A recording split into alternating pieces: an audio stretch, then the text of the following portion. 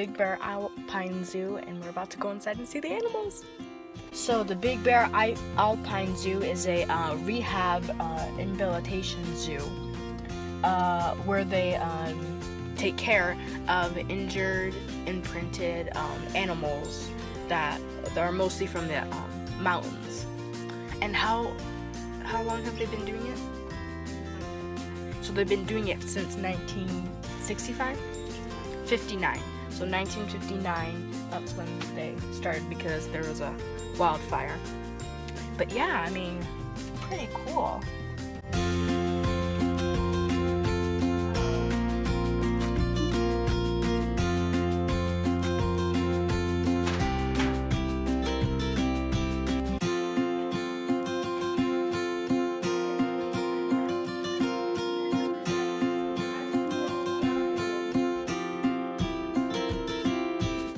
This is a boa constrictor. Hi.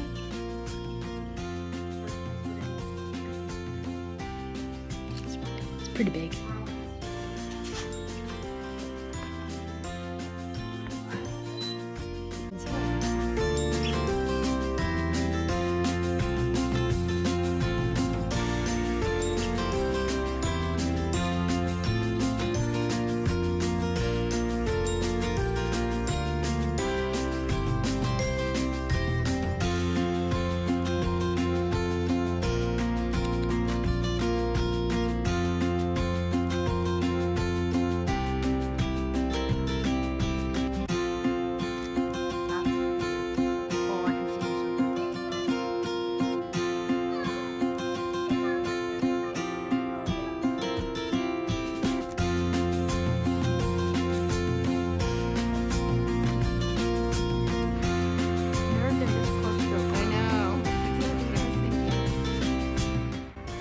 Super cool animals. I got to see a wolf for the first time. This is so amazing.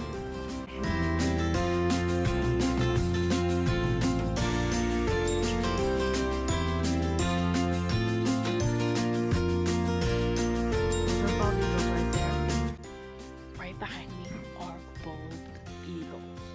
bald eagles. This is amazing. Look at that. So cool.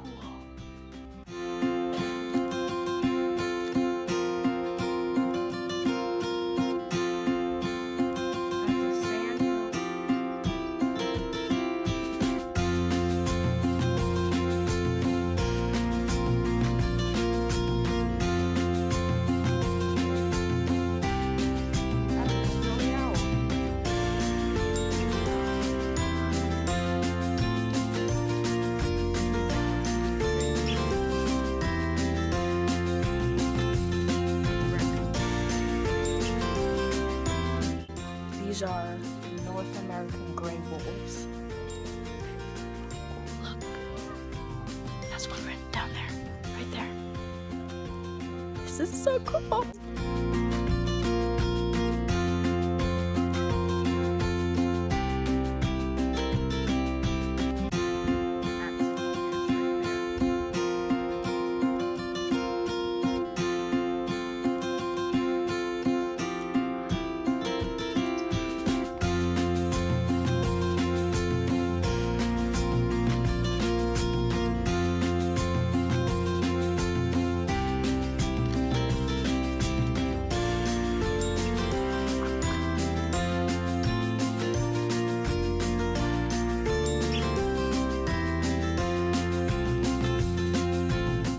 There are just so many animals here. I mean, there's striped skunk, there's a snowy owl. So cool. So amazing. And there's bears. We got to see a black bear that looks super big. And then there's coyotes. It's just so cool.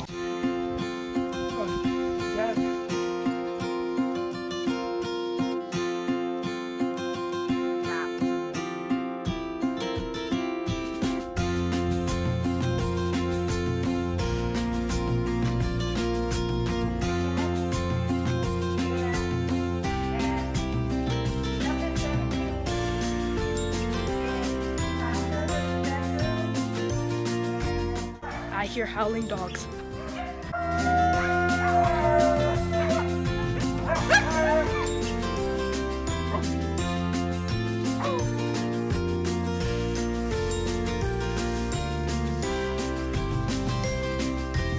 So, well, thank you guys for coming out and supporting the Big Bear Alpine Zoo. My name's Shane, I'm one of the keepers here.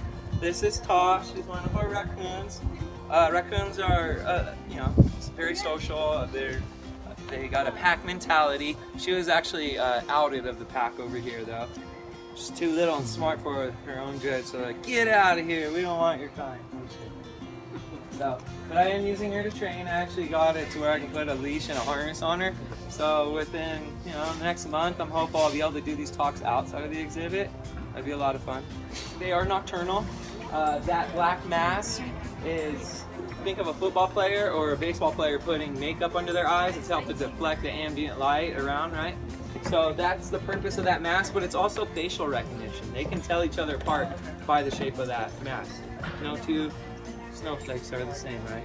These guys are foragers and scavengers, so I'm going to be eliciting some of that natural behavior by hiding all their food. I've drilled tons of holes everywhere inside these exhibits to hide stuff, and you can always just stick stuff in the cracks of the logs and make them work at it. Look at that face, oh my goodness. So, they have opposable digits, so they can actually bend their fingers like we can. So they can get into all sorts of trouble. I like hiding stuff in the pine cones too, because then she has to work at it and dig at it. It's just good for her.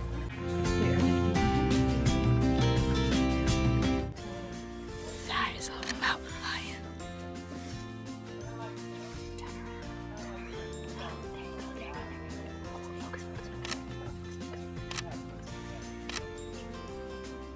Are you getting this? This is so cool. Oh, he's just laying down. He's yawning. This is so cool.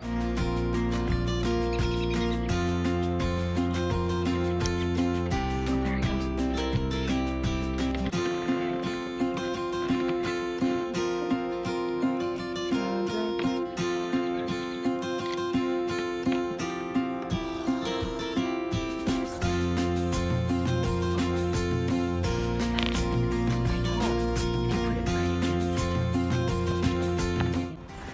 So they just announced that in 5 minutes they're gonna do the bobcat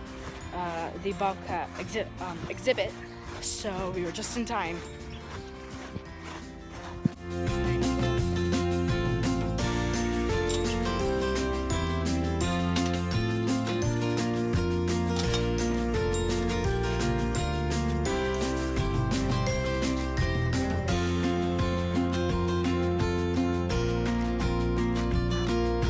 All day long we hear people over her, they're so cute, I wish I could pet it, I wish I could have one as a pet. This is one of the worst animals you could try to make a pet. And bobcats are one of the most high aggression of all wild cats, even more aggressive than a mountain lion. Even a hungry mountain lion will not attack a bobcat. Up to it and touch it and feed it something and take a picture with it. And that's not your first thought when you see a bear or mountain lion, but people always think that about deer. And they're one of the most approached species. So that's why more people are killed by them every single year. The statistic's the same. Their nails are almost the same size as a mountain lion's nails. I mean, they can really dig into you, and a cat's nails retract. And so that's another way that they'll get you is they, once they get a hold of something, they'll start retracting those nails in, hooking whatever they have. I've seen videos of cats hooking their keepers through fence lines, and they were even unable to remove their hand from the fence line because this nail is so hooked and they're retracting it. So really dangerous little guys. A lot of cats, mountain lions, bobcats are what they call ambush hunters. So they want to ambush you from a cliff, from in a tree, from up above, from behind, so that you're not aware of their presence and they can catch you off guard and catch you by surprise. That's an advantage they use when they're hunting. And so if something was up above baby in a tree and looking down at her and she wasn't aware, they're going to see those two white spots and be tricked into thinking, oh, that cat's looking at me. I've lost my element of surprise. I'm just going to go find something else to eat. So another really good way that animals naturally camouflage themselves. Their fur also has a pattern that really easily camouflages into forest, into trees, into bark, into leaves. So oftentimes Shakespeare will be laying up there on his platform in the middle of his foliage and nobody even sees him up there. He's so good at blending in. Another reason why we might have an animal here is because they could have been an illegal pet. California is the second strictest state in the country with regards to what you can have in your home as a pet. They really strictly monitor it, and it really changes and differs from state to state. In a lot of states you can have a hedgehog or a possum or a raccoon. Here in California, you cannot even own a ferret, which is legal in almost every state in the country. In Washington, you can legally own a bobcat. In Texas, you can go right in the paper and buy a bear or a tiger. In Ohio, you can legally keep a 900-pound grizzly bear in a 6x8 cage for the rest of its life, as long as it can turn around and has food and water. So these laws really differ from state to state.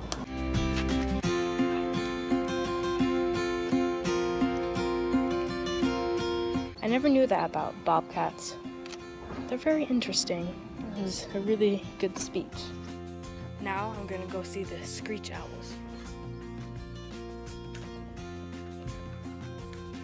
Hi. It's pretty dark in here, but this is so cool. Hi.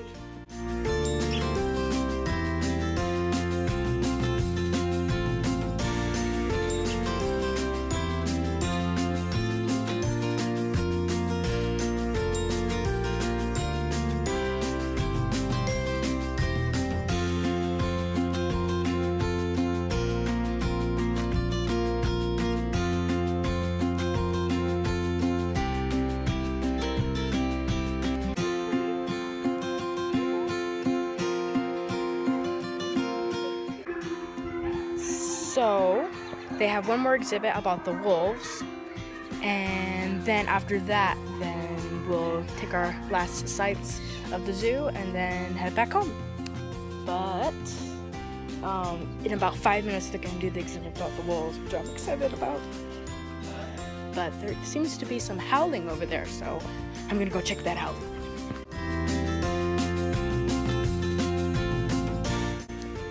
So it seemed to only be the coyotes, but it can really cook up a storm. So now we're gonna go over to the wolf presentation. For now though, we're just doing the best we can to keep everybody happy until that point. Now these guys are built for living out in the cold, harsh weather. They have a double coat here. The top coat is made of guard hairs, long guard hairs, which help to shed the water. So during a storm, whether it's rain or snow, they like to just sleep out on their spools and the water just drips. They get wet, but it doesn't get down into their underfur. Now their undercoat is really thick, downy fur that helps to keep them really warm.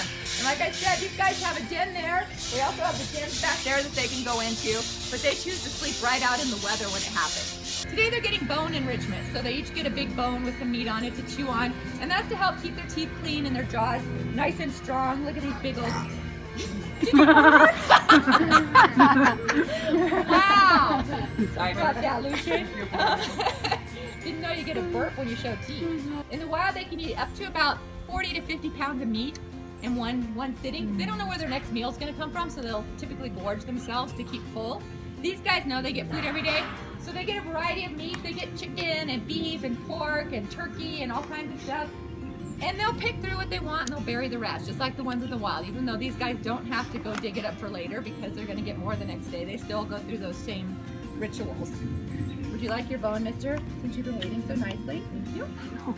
Now they do have a PSI in their mouth of about 1,500 pounds. So they have a very intense mouth grip if they wanted to use it. You see that most of them take it pretty gentle when I offer it. If they were really hungry, they would grab it right out of my mouth, or out of my hand. But these guys, did you put yours down? You don't even want it?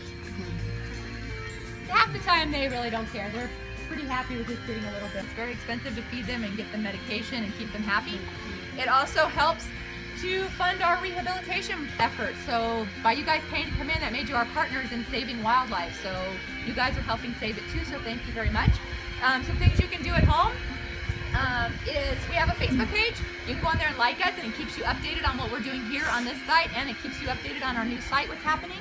We also have an Amazon wish list, so you can go on there and we have a list of things that we like to get for the animals. We do lots of different smells like oils and like different spices and stuff that we sprinkle around them for different olfactory days. So you can go on there and buy boomer balls and all kinds of stuff, and it gets shipped directly to us with your name on it, so we know who to thank that sent us something. I always try to tell people, during springtime especially, people come across baby animals, and human beings, we're good-natured and we always want to help. But sometimes animals don't need our help, and we end up with a lot of animals that come to us that we don't need to take care of. And basically what you've done is kidnap animals from the wild. And I say that, it's kind of harsh, but a lot of times, like raccoons and foxes and bobcats, they have different dens that they use for their babies. They have one den that they give birth in, then when their babies open their eyes, they have another den that they move them to where they're safer. And they travel with them. They don't have arms like we do, and they typically have 3 to 6 kids at a time, so they can't carry all the kids together. So they'll take 1 or 2. Well, sometimes they drop or fall off as they're going, and then we're out for hikes and we see the babies left there, and we assume that they've been orphaned when they haven't. If you just leave it there, 9 times out of 10, mom will be back for it later to grab it and take it to where she's going with it. If she sees people around it, she's not going to come right away. She's going to want to make sure she's safe as well. So we always tell people just to leave the animals there. If you've seen the mother be killed, or if you've seen it there for a couple days and nothing's been back to rescue it, then in those cases it's okay to pick them up because they do need help. But I try to tell people, it's like if you went to the park and your toddler's over playing on the swing and you forgot your phone, you're expecting an important call, so you run back to the car to get it. Well, what if someone else is standing there and sees there's no mom for this little baby, and they take your baby? It would be horrifying to you to lose your kid that fast. And so think of that with animals when you see babies out there. Just make sure baby birds fall out of the tree all the time. They're supposed to. That's part of their growing up. They get to the ground while their wings are still getting strong, and they usually stay on the ground for 2 days to 2 weeks. Mom still feeds them on the ground until they're strong enough to get back up trees. If people are worried about them, I always say you can pick them up and put them back in a tree. That old myth about if it has a human smell on it, they won't accept it. It's not true. Birds do not have a sense of smell. So it works out really well. You can put them back or just push them under a bush where they're out of harm's way, but that mom can still take care of them. Deer, that's a big one too. Deer are born without any smell to them, and they are trained to just lay perfectly still in the brush while mom goes out and forage. She only comes back 2 or 3 times a day to nurse them, but she doesn't ever stay with them because her smell and her presence attracts lots of predators like coyotes and mountain lions and all that. So she stays away from the baby. But again, you're out hiking, and a little baby that might have got up and wandered close to a trail, you see it, you look around, you don't see a mom, you think it's been orphaned. And we get a lot of people that pick up deer and bring them when they shouldn't. When in fact, like I said, just leave it there. If you want, go off to a distance and watch for a few hours, but more than likely mom will be back because that's what they do. They don't stay with their babies all day long. That was very interesting. So yeah, if you did hear any of the exhibits tell you that they are moving to somewhere else in Big Bear, so I'll leave a link in the description on where they're located and where you can find their zoo. And well, that's about it.